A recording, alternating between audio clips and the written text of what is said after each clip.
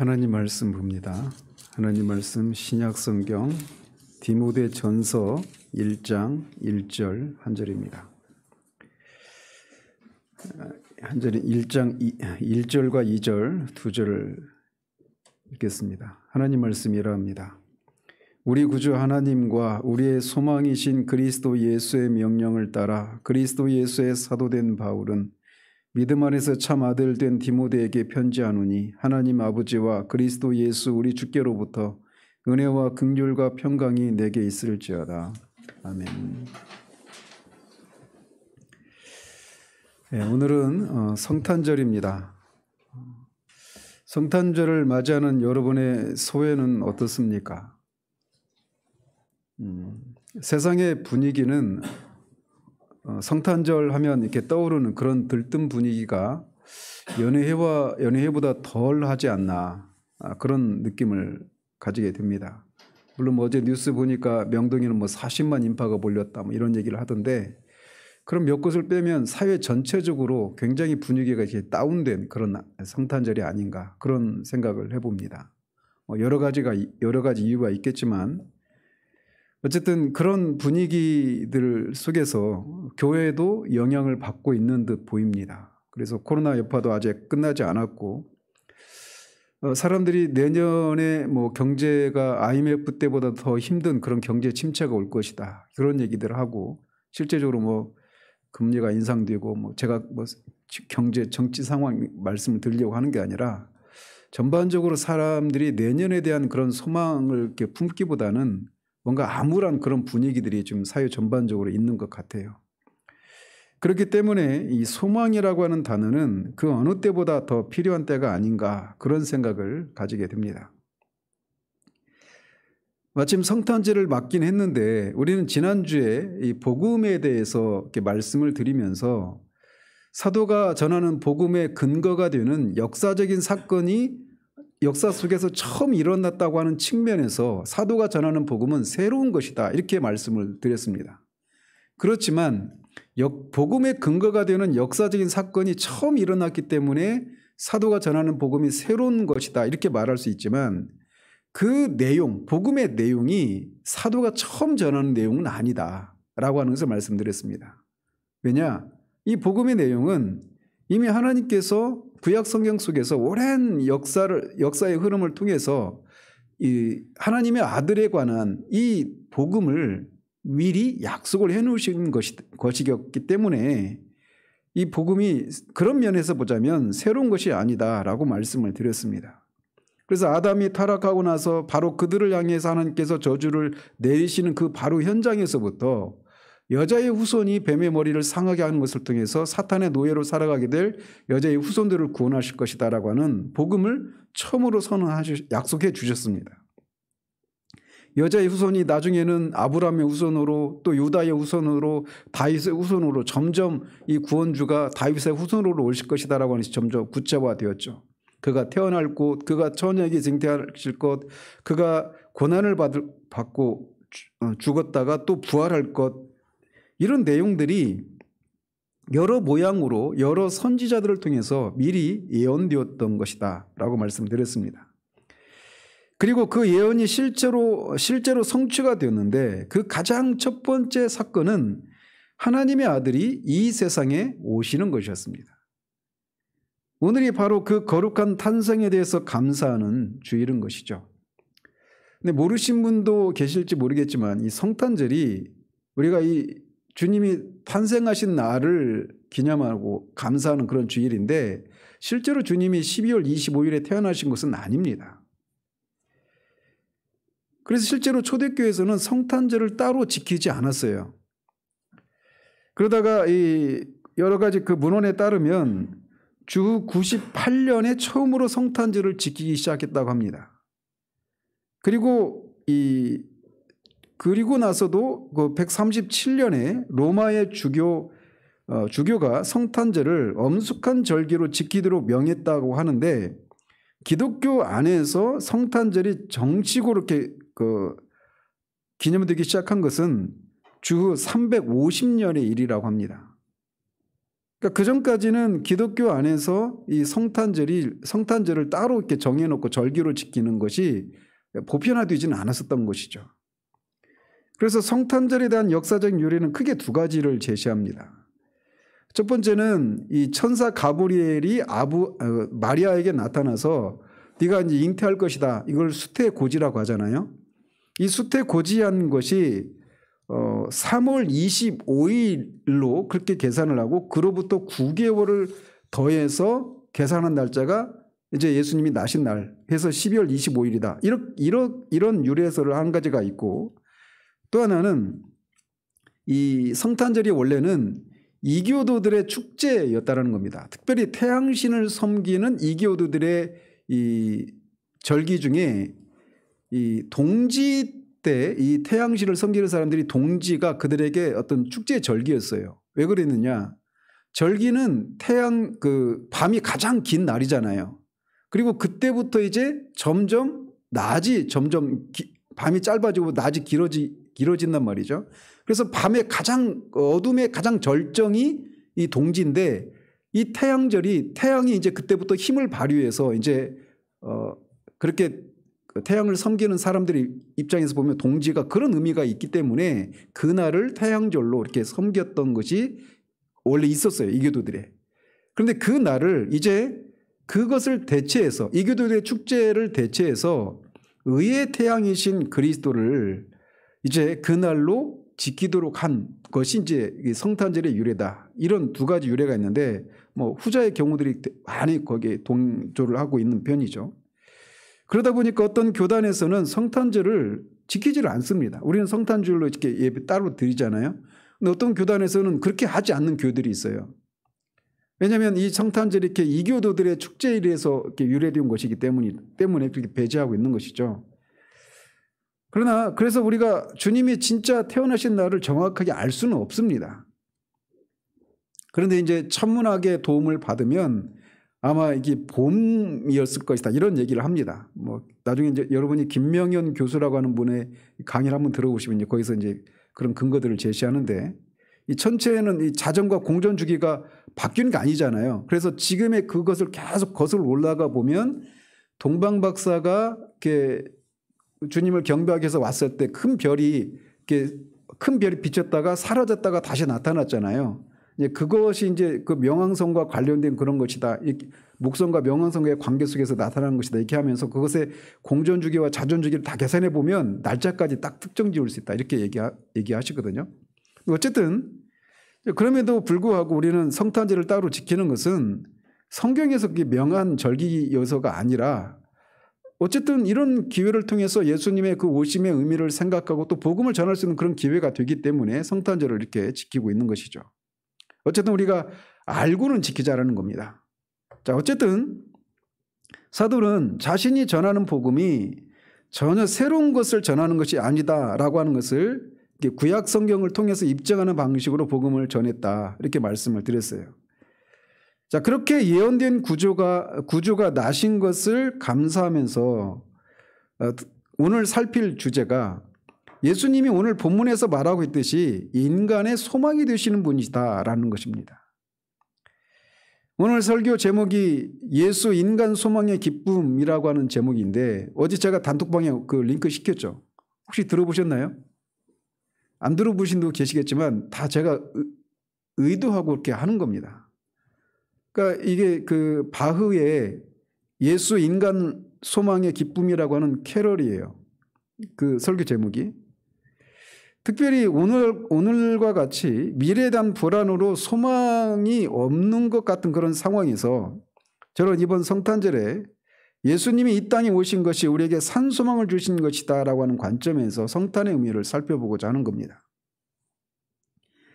일반적으로 소망이라고 하는 단어는 주로 사람이 미래를 상상할 때 자연스럽게 따라 나오는 그런 개념이다라고 할 수가 있습니다. 아직 이루어지지 않은 미래를 생각할 때 소망에 대해서 얘기하는 거죠.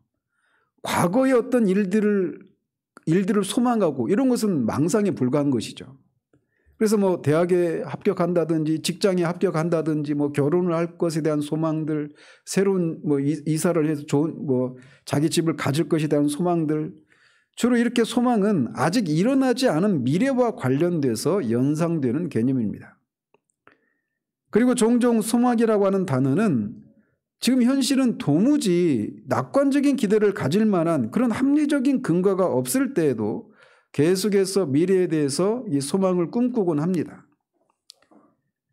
이제 얼마 있으면 우리는 새로운 해를 맞이하게 되는데 한 해를 맞이하면서 우리는 늘 새해에는 전해보다는 좀 더 낫지 않을까라고 하는 그런 소망을 품고 한 해를 시작을 하죠. 그런데 어떤 근거가 있는 건 아니에요.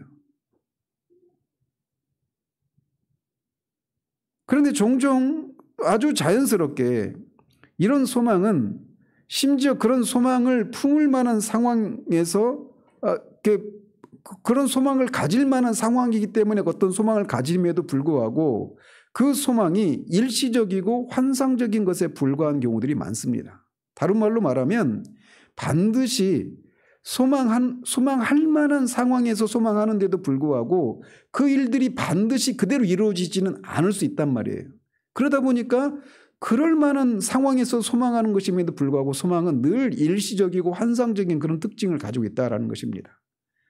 그러다 보니까 고대 세계에서는 고대 세계 그런 그 세속적인 사상가들은 소망을 어떤 덕의 개념으로 생각하지 않고 단지 일시적인 환상으로 생각했다고 합니다.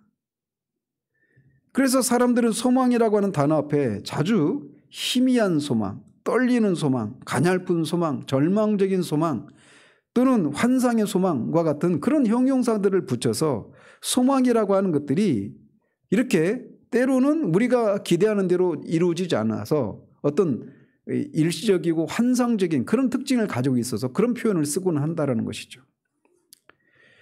어쨌든 일반적으로 소망에 대해서 사람들이 가지고 있는 개념들은 이런 것들입니다.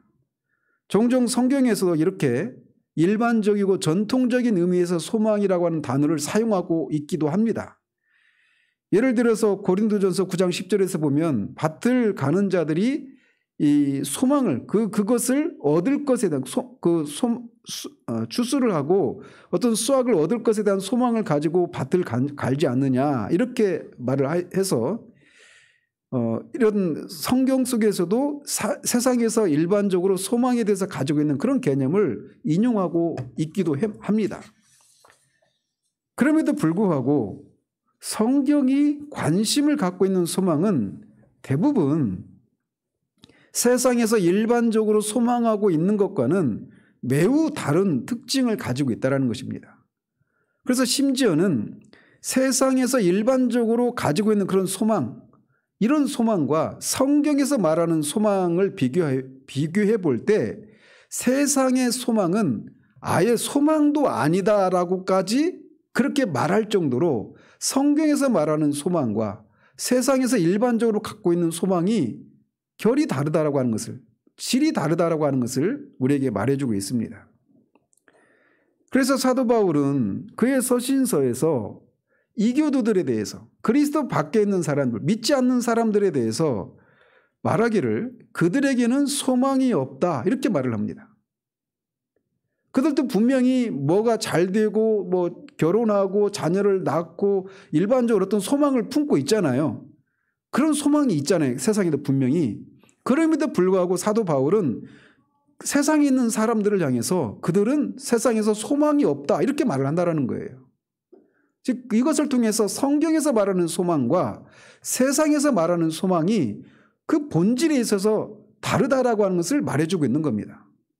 그래서 예를 들어서 에베소서 2장 12절에서 그리스도 밖에 있는 상태가 가져오는 결과에 대해서 몇 가지를 얘기하는 중에 세 번째로 언급하고 있는 게 뭐냐면 세상에서 소망이 없다 이렇게 말을 합니다.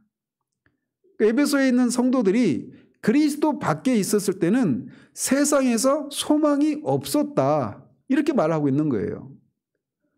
근데 거기서 말씀드린 것처럼 그들이 세상에서 소망이 없었다. 그리스도인이 아닐 때는 세상에서 소망이 없었다 이렇게 말할 때 그것이 실제로 그들이 뭐 노예들이 많이 있었죠. 그러니까 노예들 중에도 자유인이 될 소망을 가지고 있었잖아요.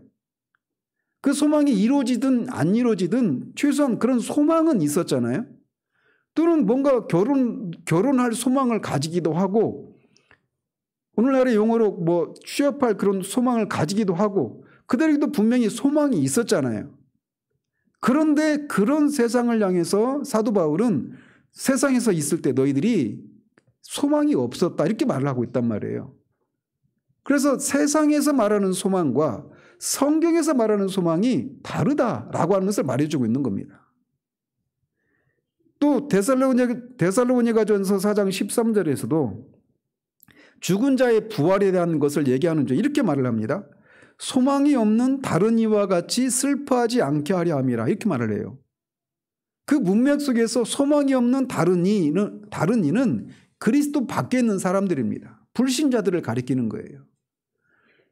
거듭 말씀드리지만 그들에게도 일반적인 소망이라고 불릴 만한 그런 것들이 있었단 말이에요. 그런데 그들을 향해서 소망 없는 사람들 이렇게 말을 하고 있단 말이죠. 그래서 성경에서 말하는 소망과 우리가 세상에서 말하는 소망이 다르다라고 하는 것을 먼저 우리가 기억해야 됩니다. 자, 그러면서 소망이 없는 그 세상, 그리스도 밖에 세상에서 소망이 없는 이유를 에베소서 본문에서는 그들이 그리스도 밖에 있었기 때문에, 또 그들이 하나님이 없었기 때문이다라고 말을 하고 있는 겁니다. 소망이 없는 삶은 허무하고 헛되기 마련입니다. 살 소망이 없는데 삶에 대해서 더 나아질 것이다라고 하는 그런 기대와 소망을 품을 수 없는 삶이 어떤 그 삶이 어떤 의미가 있겠고 그것에서 어떤 살아낼 어떤 이유가 생겨날 수 있겠느냐라는 것이죠. 그래서 전도서 기자는 인생에 대해서 이렇게 말을 합니다. 헛되고 헛되며 헛되고 헛되니 모든 것이 헛되도다라고 말이죠. 제가 한번 세어보니까 전도서에서 모두 37번에 걸쳐서 헛되다라고 말을 합니다. 그가 헛되다고 말하는 그런 종목들을 보면, 그 요소들을 보면, 내용들을 보면 우리 인생 전반을 그가 다 아우르고 있는 거예요.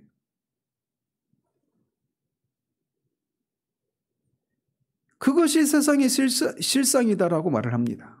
그래서 해 아래에서 수고하는 모든 것이 사람에게 아무 유익이 되지 않는다라고, 그래서 전도서 기자가 헛되다라고 말을 하는 겁니다. 많은 지식을 소유하는 것도, 이것저것 자기 마음대로 다 할 수 있는 그런 삶을 살았어도, 엄청난 부자였어도, 많은 아내를 두었어도 모든 것이 헛되다라고 그가 말합니다. 그런데 이런 것들이 다 지금 사람들이 추구하고 있는 것 아니겠어요?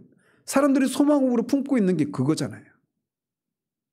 여러분이 왜 날마다 직장에 가서, 뭐 직장에 안 가는 분들도 마찬가지고 하루를 살아가면서 왜 그런 삶을 살아가십니까? 무엇인가 지금보다는 나은 삶이 되는 것.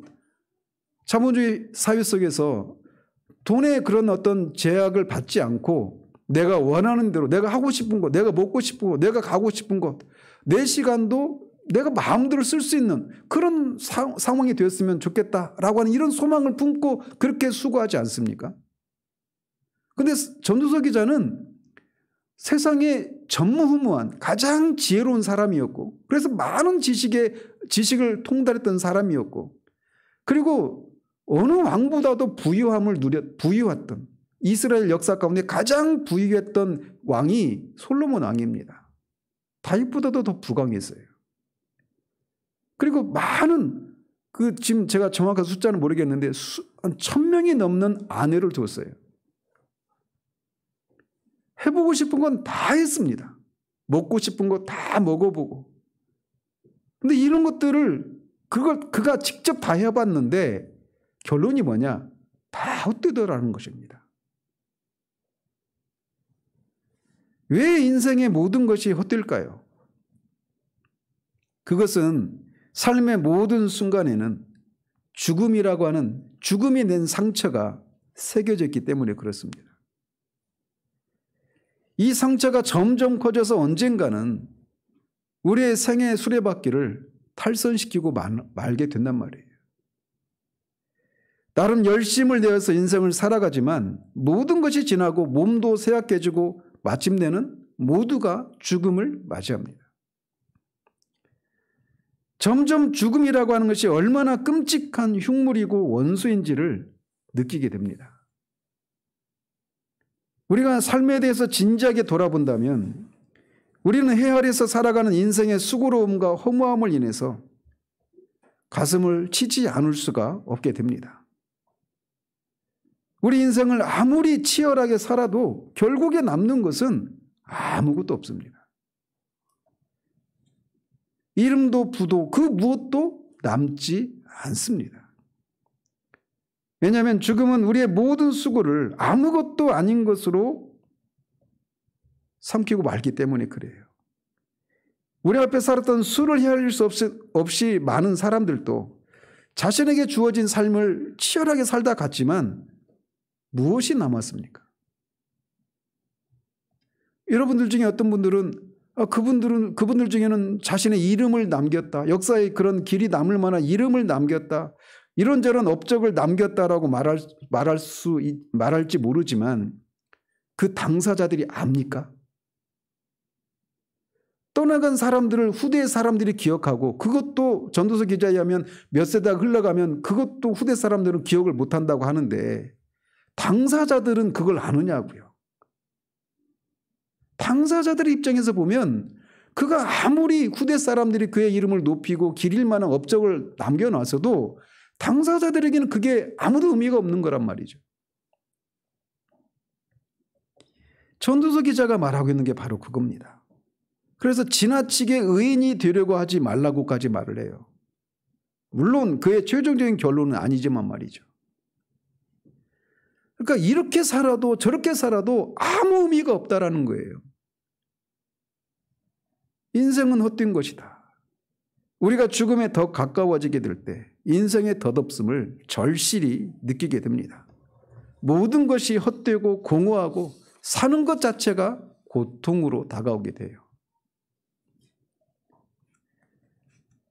미래에 대한 그런 푸른 꿈을 품고 있는 우리 주일학교 친구들도 있지만 정말 이게 그래서 불쾌한 소리로 들릴 수 있을지 모르고 먼 얘기처럼 들릴지 모르겠지만 우리가 그리스도 밖에 있다면 하나님이 없다면 전도서 기자의 헛되다는 그 탄식이 정말 뼛속 깊이 다가옵니다. 이번 주에도 저희 장모님하고 이렇게 통화를 하는데 제가 짧은 길게는 통화 못했지만 이서방 너무 재미도 없고 헛되다라는 거예요. 인생이. 이제 80이 되셨는데.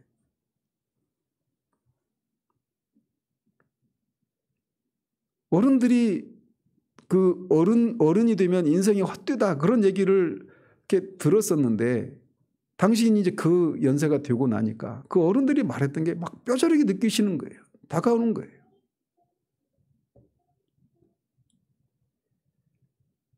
뭔가 살았죠. 우리 인생을 살았죠. 열심을 내어서 자식도 키우고.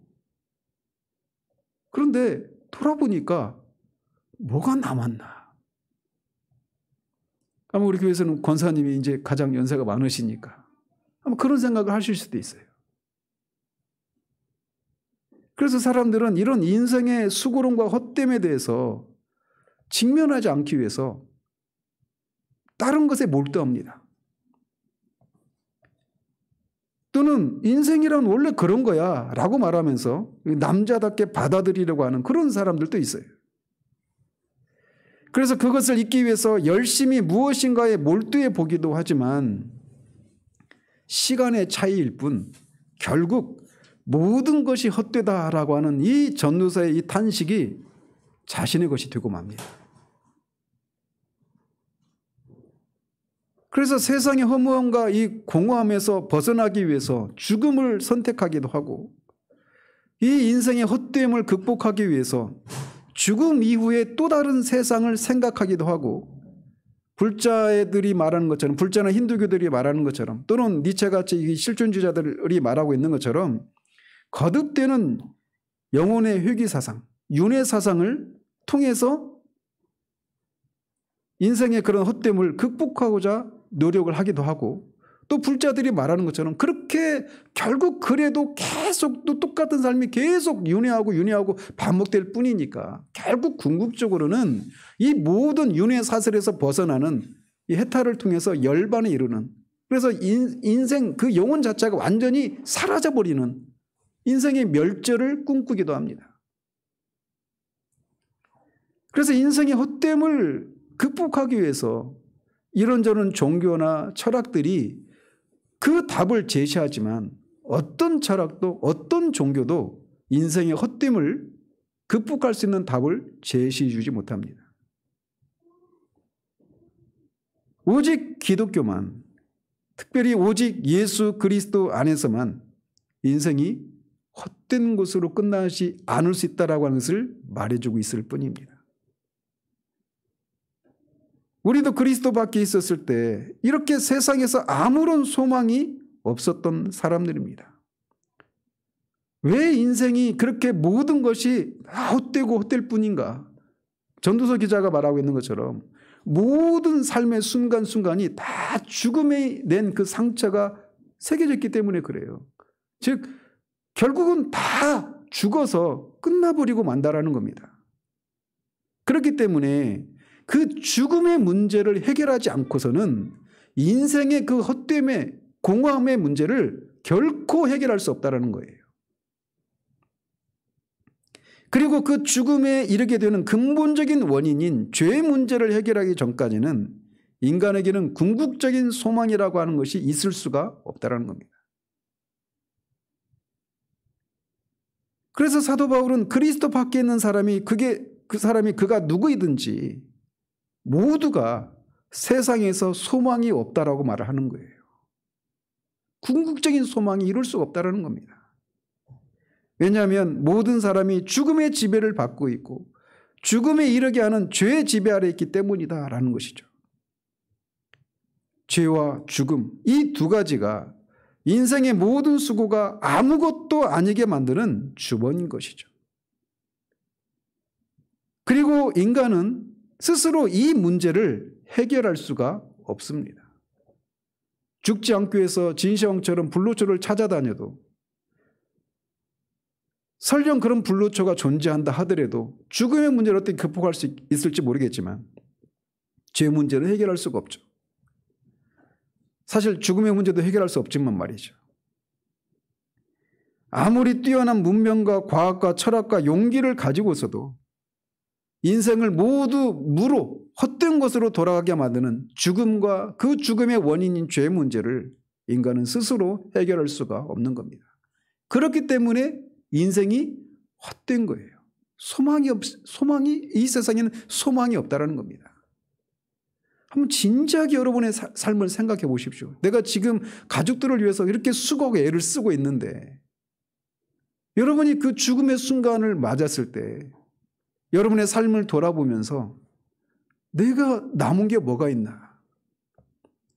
뭐 집이 남고 어떤 재산이 남아있고 이렇게 생각하신다면 여러분은 아직도 인생이 무엇인지를 모르고 있는 겁니다.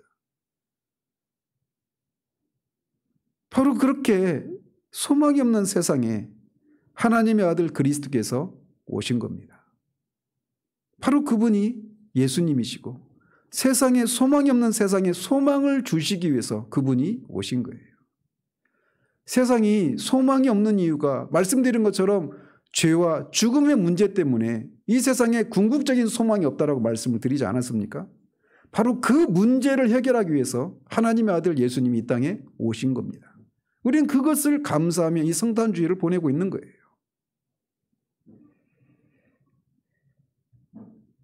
그렇다면 인생 자체를 헛되게 만들고 소망이 없게 만드는 원인인 죽음의 문제를 그분은 어떻게 해결하셨습니까? 우리가 알다시피 그분이 십자가에서 죽으시고 부활하시는 것을 통해서 죽음의 문제를 해결하셨습니다. 부활은 하나님께서 이 역사 속에서 하신 가장 큰 역사가 부활입니다. 부활을 통해서 타락한 이후 모든 인간을 지배하고 있었던, 인간뿐만 아니라 동식물을 포함한 모든 생명 있는 것들을 지배하고 있었던 이 죽음을 부활을 통해서 극복하신 것이 부활 사건이에요. 그런 의미에서 하나님이 이 역사 가운데서 행하신 일들 중에 가장 큰 사건이 부활이다, 이렇게 말할 수 있단 말이죠. 예수님이 십자가에서 죽으시고 죽음의 권세를 깨뜨리시고 부활하시는 것을 통해서 인생을 모두 아무것도 아닌 것으로 만들어버려서 세상이 소망이 없는 세상이 되게 만들어버린 이 죽음의 문제를 해결하신 것입니다.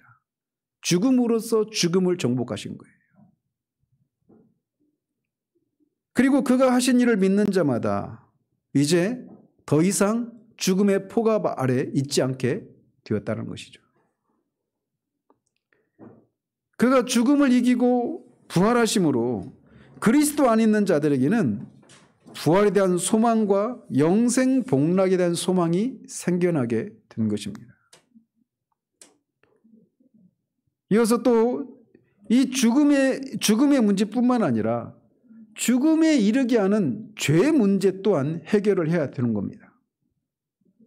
사람이 죽게 되는 것은 죄의 싹시라고 말을 하고 있는 거예요. 죄의 싹은 사망입니다. 사람이 죽는 이유는 죄인이기 때문에 죽는 거예요. 그렇다면 그가 이 죄 문제를 어떻게 해결하셨는가? 그것도 역시 십자가에서 그분이 죄인이 되셔서 공의로우신 하나님의 심판을 받아 죽으심으로 죄 문제 또한 해결하셨습니다. 그리고 그를 믿는 자들은 그와 함께 십자가에서 죽었습니다. 그래서 그들은 더 이상 하나님의 심판을 받아 죽어야 하는 죄인이 아니게 된 것입니다. 하나님은 더 이상 그리스도 안에 있는 자들을 죄인으로 보시지 않고 그리스도를 통해서 보십니다. 그래서 그들의 죄를 기억하지 않으시고 그들이 더 이상 죄인이 아닌 것으로 보십니다. 그러나 더 나아가서 그들을 단지 죄인이 아닌 것으로 보는 정도가 아니라 그들을 의롭다고까지 여겨주십니다. 그리스도 예수 안에 있는 자들은 결코 정죄함이 없는 겁니다. 이렇게 그리스도께서 십자가에서 죽으심과 이 부활하심을 통해서 인생을 헛되고 헛된 것으로 만들었던 근본적인 원인인 죽음과 그 죽음에 이르게 하는 죄 문제를 해결하신 거예요. 그렇다면 그리스도로 말미암아 죄와 죽음의 문제를 해결받은 사람은 그리스도 밖에 있는 사람과 달리 이 땅에서의 삶에 있어서도 소망이 있는가? 답은 그렇다라는 겁니다. 그렇다면 왜 그럴까요? 그리스도인이 아닌 사람이나 이 땅에서 겉으로 보면 똑같은 삶을 살아가잖아요.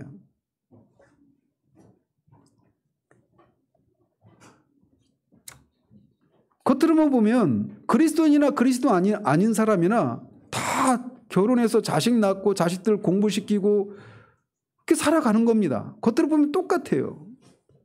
근데 그들을 또 똑같이 그런 삶을 살아가는데 그들은 소망이 없다라고 말을 하고, 그리스도인들은 똑같은 삶을, 이쪽으로 보면 똑같은 삶을 살아가는데 왜 그리스도인들은 소망이 있다라고 말을 할까요?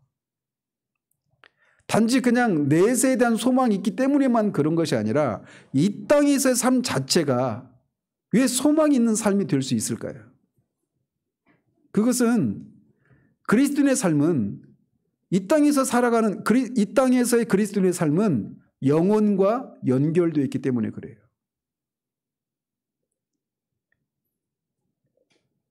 그리스도인이 아닌 사람들의 삶은 이 땅에서 아무리 어떤 이름을 낼 만한 그런 일들을 하고 정말 남들이 부러워할 만한 그런 삶을 살았다 하더라도 죽음으로 그의 모든 것들이 다 무화됩니다. 아무것도 아니게 돼요.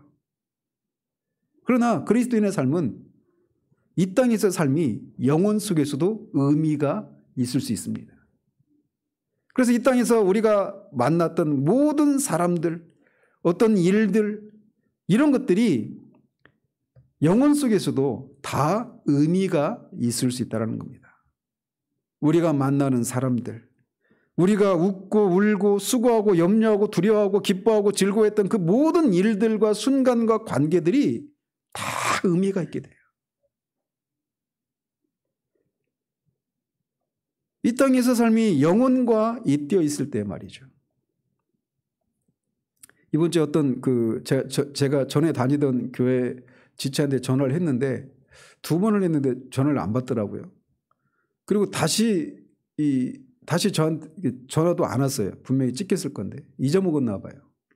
하고 잊고 있었는데 어제 전화가 왔어요. 근데 전화 왔는데 하는 얘기가 뭐냐면 찬양을 듣다가 저 장미꽃 그 찬양이죠. 저 장미꽃 그 490이죠. 그 찬양을 듣고 있는데 갑자기 제가 생각나더라는 거예요. 그 찬양에 대해서 제가 그 전에 청년 때 그 친구하고 나눴던 얘기들이 갑자기 생각이 나면서 맞아, 내가 전화해야지 이렇게 하면서 다시 전화했다라는 거예요. 저한테. 무슨 말씀을 드리고 싶은 거냐면 우리는 다 있잖아요. 그러니까 우리가 옛날에 누구한테 어떤 말을 했고 어떤 일들을 했고 어떤 일을 내가 겪었는지 시간이 지나면 다 잊어요. 그런데 그것을 통해서 그 친구가 저는 잊었지만 그것을 통해서 그 영어가 관련된 그런 내용들을 얘기한 것들이 생각이 나면서 다시금 저를 기억하고 또 제가 옛날에 했던 그런 것들이 의미가 있게 되는 그런 순간이었단 말이죠. 그리스도인의 삶은 이 땅에서 그리스도인이 아닌 사람과 외적으로는 똑같은 삶의 모양을 가지고 살아가지만 영혼과 연결되어 있기 때문에 이 땅에서 수고하는 모든 것들이 의미가 있게 되는 거예요. 그리스도인도 죽지만 죽는 것으로 끝나는 것이 아닙니다. 그런데 그리스도인이 가지는 이 소망은 하나님과 분리된 소망이 아닙니다. 그리스도인이 가지는 소망은 하나님과 분리되어 있는 그런 소망이 아니에요. 하나님과 상관이 없는 그런 소망이 아니라는 겁니다. 그리고 그리스도인이 가지는 이 소망은 매사를 낙관적으로 보는 그런 어떤 기질의 문제도 아니고 어떤 외적으로 그런 소망을 가질 만한 상황이니까 그런 소망을 갖게 되는 그런 소망의 성격, 그런 소망도 아닙니다. 그리스도인이 가지는 소망은 인간이 소유하는 것이나 인간이 스스로 행할 수 있는 것 또는 다른 사람이 그 사람을 위해서 해줄 수 있는 그런 것에 의해서 좌우되지 않습니다. 우리는 이 땅에서 삶을 살아갈 때 어떤 미래에 대한 소망을 품을 때 내가 그것을 할 수 있다라고 하는 그런 가능성을 보고 소망을 품잖아요. 그죠? 아니면 내가 할 수 없을 때라도 누군가가 나를 도와줄 것이다. 이런 생각을 하면서 소망을 품지 않습니까? 그렇잖아요? 그런데 그리스도인이 가지는 소망은 그런 성격의 소망이 아니라는 겁니다. 그래서 상황적으로 보면 도무지 가능하지 않을 것 같은 상황 속에서도 그리스도인은 소망을 품을 수 있다는 거예요. 그런데 그 소망의 근원이 뭐냐? 하나님 때문이라는 겁니다. 예를 들어서 아브라함은 상황적으로 보면 사라가 아들을 낳을 것이라고 하는 소망을 품을 수가 없었습니다.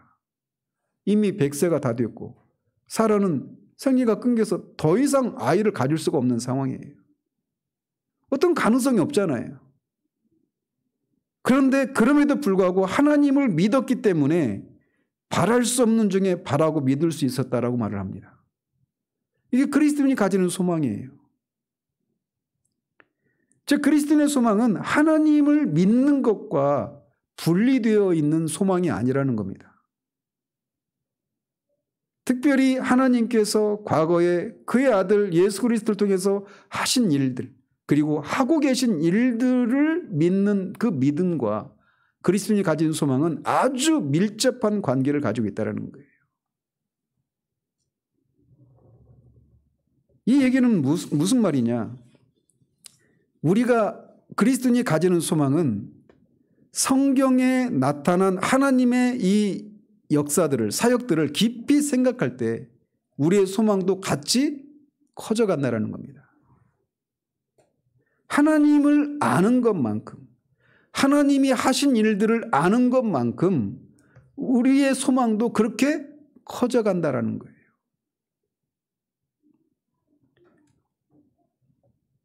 또 그리스도인의 소망의 특징은 뭐냐? 우리 안에 계신 그리스도는 장래 영광의 소망이시다라고 말합니다. 골로새서 1장 27절에 하나님이 그들로 하여금 이 비밀의 영광이 이방인 가운데 얼마나 풍성한지를 알게 하려 하심이라.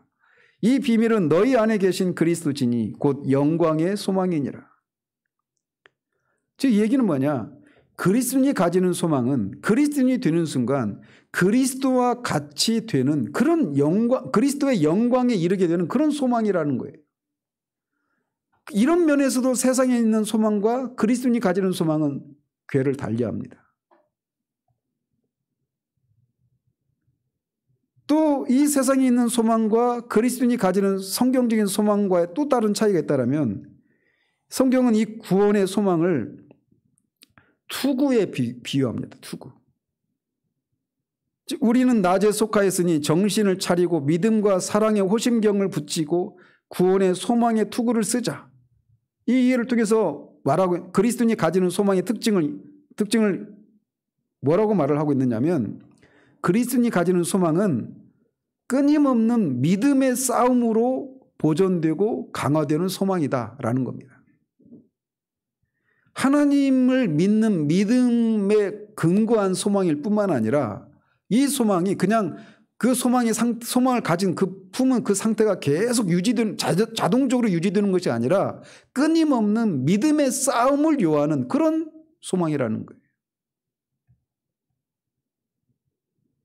그리고 그런 투쟁의 과정을 통해서 유지되고 강화된 소망은 바람 앞에 연과 같이 이리저리 흔들리는 것이 아니라 히브리서 6장 19절에서 말하고 있는 것처럼 영혼의 닷 같아서 튼튼하고 견고하여 휘장 안에 들어간다라고 말하고 있는 것처럼 우리의 삶을 어떤 고난 가운데서도 견고하고 요동치 않게 만들어주는 힘이 있다라고 말하고 있는 겁니다. 그렇기 때문에 그리스도인은 이 하나님을 믿는 믿음으로 인해서 우리가 소망하고 있는 일들이 마치 실제로 이미 우리에게 주어진 것처럼 그렇게 확증을 가질 수도 있다는 겁니다. 그래서 아직 일어나지 않았는데도 마치 그것이 실제로 일어난 것처럼 그렇게 마음의 평강을 유동하지 않는 상태를 넘어 마음의 평강을 확신을 가질 수 있다고 말하고 있는 거예요. 믿음은 바라는 것들의 실상이요 보이지 않는 것들의 증거다라고 말하는 것이 바로 그걸 말하고 있는 겁니다. 그래서 그리스도인이 가지는 소망은 절대로 그를 실망시키지 않는 특징을 가지고 있는 겁니다. 즉 그리스도인이 가지는 소망은 하나님께서 하신 일과 하실 일에 대한 믿음에 그 뿌리를 두고 있다는 겁니다. 그리고 우리가 계속해서 하나님께서 하신 일들을 묵상하면 묵상할수록 우리의 믿음은 더욱더 우리의 소망을 강화시키고 그런 과정을 통해 강화된 소망은 우리가 어떤 삶의 환경 가운데서도 우리를 지탱해주고 견고하게 해주는 그런 힘이 있다는 겁니다. 예수님도 제자들에게 그런 가르침을 베푸셨어요. 그래서 예수님은 제자들에게 앞으로는 내가 너희들을 떠날 것이지만 내가 또 다른 보혜사를 너에게 보내줄 것이다. 그러니까 미래에 대해서 불안해하지 말라라고 제자들에게 요한복음 16장에서 말씀하셨습니다. 그러면서 계속해서 다른 것들 속에서 말씀하신 것은 예수님이 죽은 후에 부활하실 것인데 부활하고 보혜사를 너희들에게 보내주실 것인데 제자들이 그 성령의 능력으로 새로운 영적인 능력을 얻게 되어서 예수님 자신이 행한 것보다 더 큰 능력을 행할 것이다. 이런 말씀을 해주셨어요. 그들이 죄와 사망을 정복할 수 있을 것이고 예수님의 그 영원한 영광을 함께 나누게 될 것이다 라고 하는 것을 제자들에게 약속하셨습니다. 그런데 어떻게 되셨습니까? 그런 말씀을 하시고 나서 예수님이 십자가에서 죽으셨습니다. 예수님이 제자들에게 하셨던 그 약속을 가지고 제자들이 그런 소망을 품고 있었는데 예수님이 십자가에 죽으심으로 제자들의 소망도 죽고 말았습니다. 그러나 예수님이 다시 부활하시는 것을 통해 제자들 안에 있었던 그 소망도 다시 부활을 했습니다.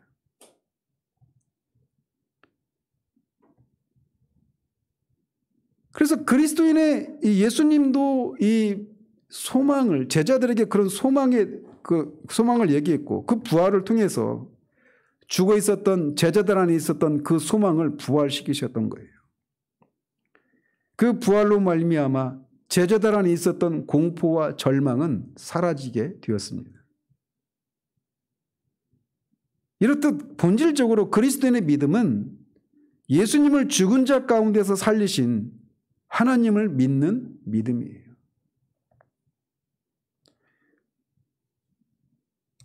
그래서 그 하나님을 로마서 15장 13절에서는 소망의 하나님 이렇게 부르고 있는 겁니다. 부활로 인해서 그리스도인은 그리스도 안에서 그리스도인의 소망이 이 세상에서만 제한되는 비참한 상태로부터 구원을 받게 됩니다. 온통 이 세상을 살아가면서 사람들이 온통 이 세상에서 어떻게 될 것인가, 어떻게 잘 될 것인가, 어떻게 안락한 삶을 살 것인가 이런 것에만 몰두해 있습니다. 심지어 교회 안에서도 말이죠. 고린도전서 15장 19절에서 사도 바울은 이렇게 말합니다. 만일 그리스도 안에서 우리가 바라는 것이 다만 이 세상의 삶뿐이면 모든 사람 가운데 우리가 더욱 불쌍한 자이리라. 근데 오늘날 기독교가 완전히 세속화가 되어가지고 온통 이 세상의 삶에 대해서만 바라고 있는 듯이 보인단 말이죠.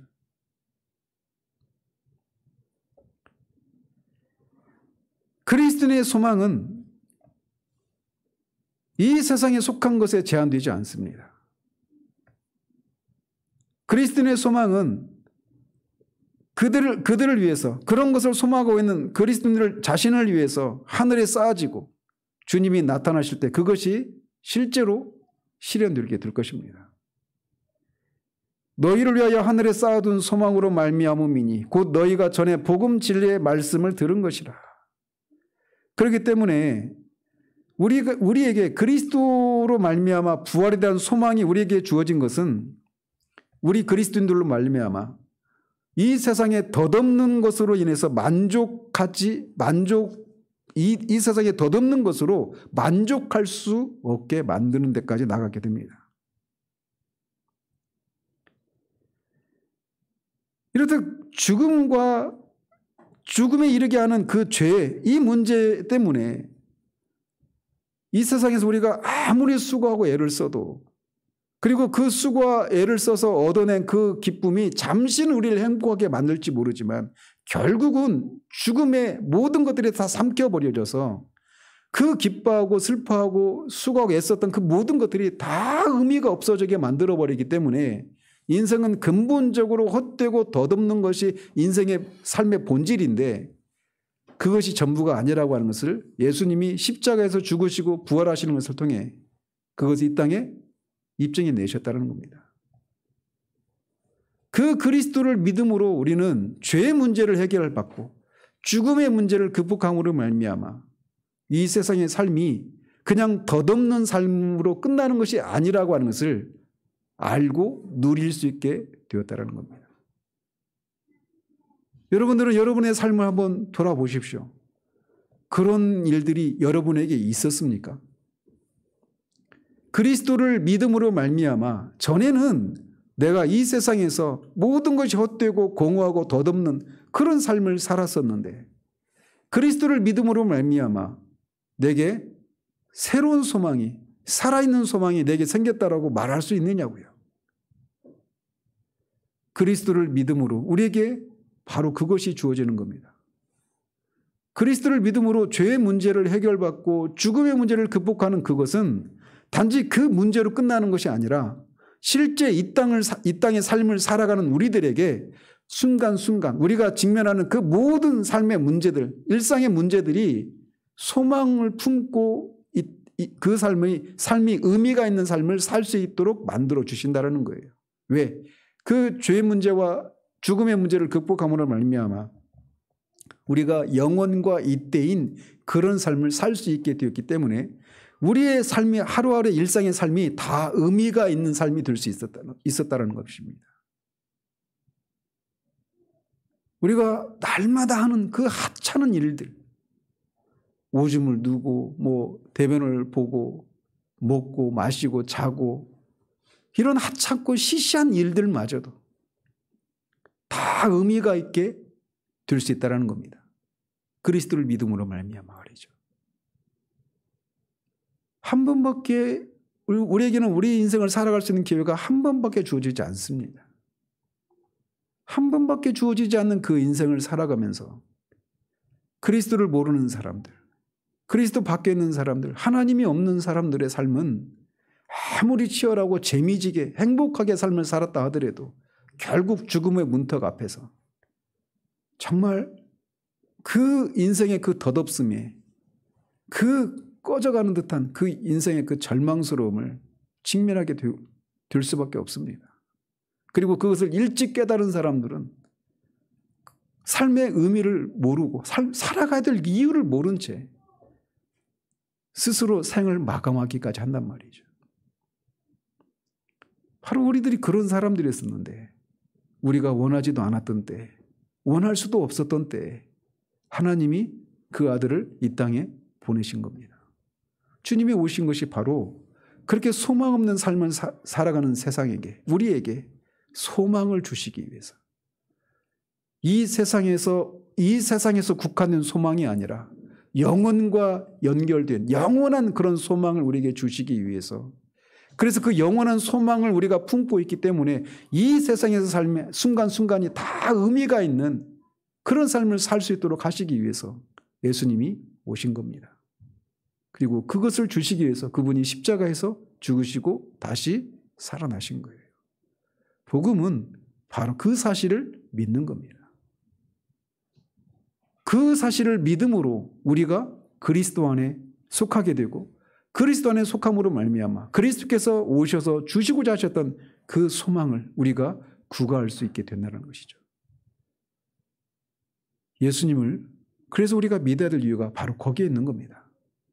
예수님이 그것을 위해서 오셨고 십자가에서 그 일을 이루셨다라고 하는 것을 믿는 것, 그 믿음으로 우리가 이 소망에 동참할 수 있습니다.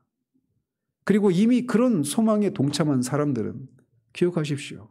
우리의 삶이 그냥 외적으로 세상이 보는 것처럼 그냥 겉으로만 보는 그런 우리들 아니기를 바랍니다.